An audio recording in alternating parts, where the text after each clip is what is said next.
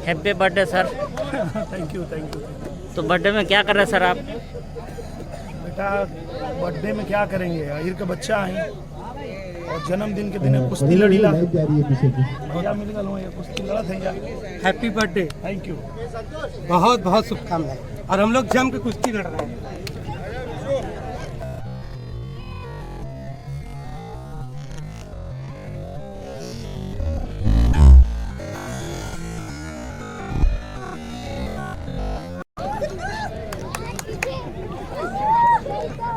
देख लो भैया, आज जन्म के दिन पटाई कर रहे हैं, जान ले रहे हैं मेरा बर्थडे है इसलिए जानबूझ के पटका रहे हैं। पहलवान असली है ये थोड़ी पटकाएंगे।